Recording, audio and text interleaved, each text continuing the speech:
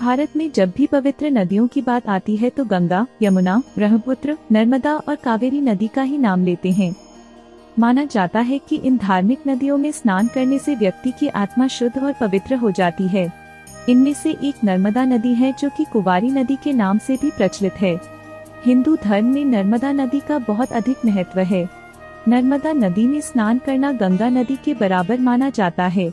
इस नदी का हर कंकड़ भगवान शंकर के समान है, जिसे नर्मदेश्वर महादेव के रूप में सभी पूजते हैं। धार्मिक मान्यताओं के अनुसार इस नदी की परिक्रमा करने से सभी पापों से मुक्ति मिल जाती है और मृत्यु के पश्चात मोक्ष की प्राप्ति होती है।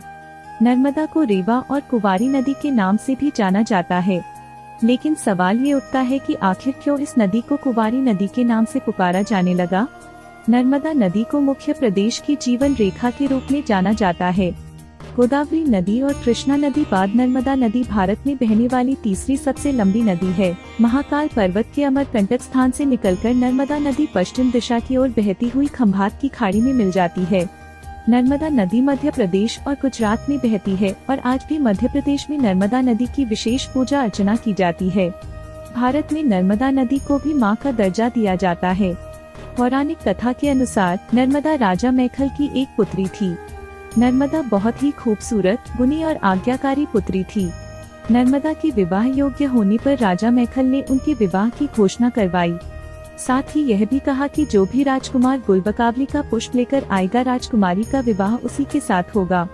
इसके बाद कई राज्य के राजकुमार आए, लेकिन कोई भी राजा मैखल की शर्त पूरी नहीं कर सका।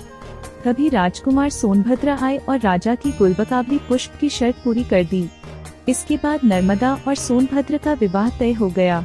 राजकुमारी नर्मदा की एक चुहिला नाम की सहेली थी। वह नर्मदा की दासी थी, लेकिन नर्मदा के अंदर कुलिया जाति का अहंकार नहीं था, इसलिए वह उसके साथ सहेली की तरह ही रहती और उससे अपनी सभी बातें साझा करती थी।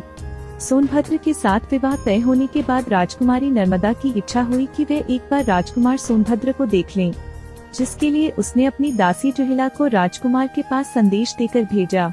लेकिन काफी समय बीतने के बाद राजकुमारी को चिंता होने लगी और वह उसकी खोज में निकल गयी। तभी वह सोनभद्र के पास पहुंची और वहां जुहिला को सोनभद्र के साथ देखा लिया था। जुहिला और सोनभद्र को एक साथ देखकर उन्हें अत्यंत क्रोध आया। इसके पश्चात ही उन्होंने आजीवन कुंवारी रहने का प्रण ले लिया और उल्टी दिशा में चल पड़ी। तो आनंद लीजिए भक्ति की अमृत धारा का और जुड़िए दिव्य सुधा के साथ और हमारे चैनल को सब्सक्राइब करना ना भूले।